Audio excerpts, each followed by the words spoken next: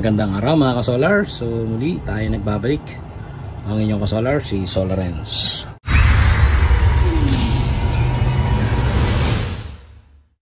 So eto mga ka-solar, muli tayong nagte-test nitong ating inverter. So lahat ng ito ay mga inverter ng Zamdon. So magkakaiba nga yung wattage niya. Yung nasabi ko noon na ito ay 5 kilowatts, 1 kilowatt, 1 kilowatt, pero magkaiba nga voltage. So ito ay 24 volts, ito ay 12 volts. Ito naman 24 volts pero 3 kilowatts, at ito ay 3 kilowatts pero 48 volts. So dito muna tayo at nang masagot natin yung question ng isa sa ating mga subscribers. So kung makikita nyo mga ka-solar, nakababa yung ating mga breakers para sa output load. Ayan, dito yan galing. At hindi ko rin in-on yung papasok yung AC input. Ito nakababa yung source niya. At nakababa din yung sa solar panel. Okay. At purely battery lang ang gumagana sa ngayon. So merong 26.6 or 26.4. Ayan, nagpa-fluctuate yan ngayon. So since battery powered pa lang ito at hindi pa pumapasok kung ano mga sources ng power na mag-charge sa battery, ay susukatin muna natin yung self-consumption. So isa sa mga subscribers natin ang nagtanong yan. At gagamitin natin to. Ayan, naka DC na. At isi-zero lang natin, Ayan. So sukatin natin kahit pagsimula tayo sa positive. Merong 0.5. So ayan, may 0.56 amperes. Ayan. At subukan natin 0.56. So nakalagay yun sa 20 amperes na selection, At subukan natin sa 2 amperes lang. At i-zero natin. Ayan, naka-zero. Subukan natin ulit. So ganun pa rin, 0.56 at 0.56. Ngayon, para makuha natin yung wattage, yung self-consumption, ay i-multiply lang natin yung 0.56 sa 26.4. Papasok ng 14.784 ang consumption or yung self-consumption ito. So yun, at least nasagot ko na yung tinatanong ng ating subscribers. At tandaan niyo, ito ay para sa 24 volts na 1 kilowatt. Okay? At subukan nating paandarin ang panel, solar panel. Papasukin natin, Ayan.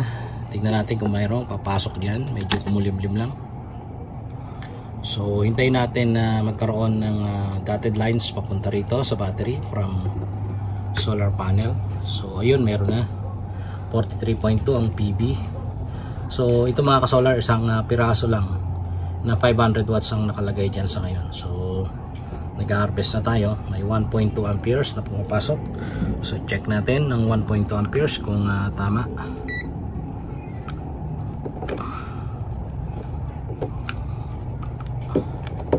So ayan, 1.5, medyo nagbago na. At eto, so almost the same yan, Yan pumapasok yan sa battery. Okay. So pumasok na yung charge galing sa solar panel. So matatandaan nyo mga ka-solar, 40 plus ito kanina. At pag tumataas yung ating amperahe, bumababa din yung PB voltage. At subukan natin itaas itong output. At mapaandar natin yung electric fan. So yan, electric fan natin. Ayan. 60 watts. So gagawin natin ngayon mga solar ay i-stress test natin.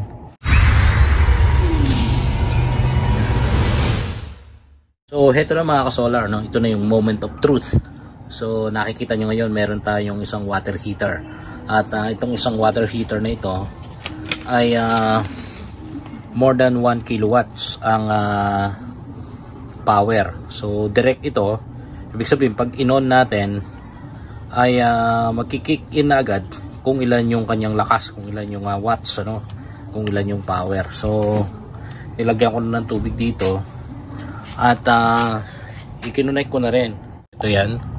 So pag tinaas ko yung breaker mamaya ay titignan natin kung lalabas yung number 11. So yung number 11, yun ay nagsisignify sa overload. So titignan natin kung papasok yung overload protection. Okay? Para malaman natin kung masisira ba o hindi itong 24 volts na 1 kilowatts na inverter. So gagawin ko mga ka-solar ay hindi ko muna itatap itong AC input niyan kasi ito yan oh. So hindi ko muna itatap dyan. At gagawin natin ay purely off grid lang. At yun nga, battery lang ang magpa-power up dyan. So 88%, 26.4 volts. At tingin ko ay kayang-kaya niya yung requirement na yan para lang ma-power up ito. Papasok yung protection nitong inverter na ito. So subukan ko na mga ka-solar at watch out nyo rito kung lalabas yung 11. At titingnan natin kung gaano kataas yung wattage dito. Dito na natin titingnan sa 0. So i-on ko na. Ayan. So nagkiking agad 1.1. Ayun, namatay. So ibig sabihin mga ka-solar, ayan, pumasok na agad yung tinatawag na protection ano. So kusang namatay yung inverter. So titingnan natin kung inverter ay hindi nasira. Okay, so nakababa na yung binaba ko na kasi umabot ng mahigit 1.1 kilowatts ano. At panda rin natin kung pwede pa. Ayun, pwede pa. so ibig sabihin okay pa. Ayan nag-inverter, nag-normalize. Tingnan natin. Ayan, okay pa. Okay pa. 88% pa rin. 26.4. Wala tayong AC input ano. Ayan, yung AC output 230. So check naman natin kung magba-bypass. Kung magba-bypass naman ito ng AC ano. So habang merong load, so tingnan natin yung kanyang ayan, yung A0 D3. So battery mode yan.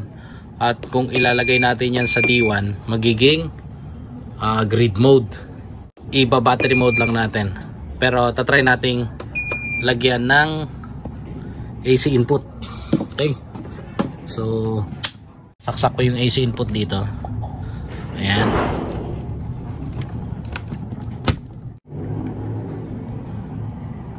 So i-on natin ano. Ayan. So merong AC in. At makikita nyo mga ka-solar ano, pumasok na. Nag-charging na, nag-charging. So subukan natin ngayon kung magba-bypass talaga. At kung makakatulong yung AC na yan. AC input. So itataas ko ulit no. Ayan, at watch out lang dito. Ayun. So 20886 tumunog na. Ayun. So nag-overload. Nag-kick in yung overload protection. Pero may battery pa naman. So naka-fault. Okay. So pinatay ko na muna.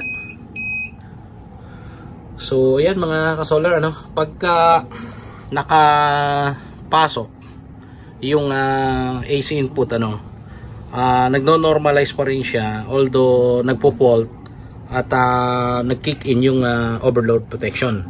At pagkatapos natin ibaba yung circuit breaker para sa load ay bumabalik ano, nagno-normal. So ayan, naka off grid na ulit.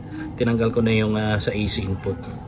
Ganun na rin itong 12 kilowatts. Hindi ko na rin iti-test ng overload testing kasi parehas din lang naman yan na 1 kilowatt. So ang susunod natin ay itong 3 kilowatts na parehas pero 48 volts at saka yung 24 volts.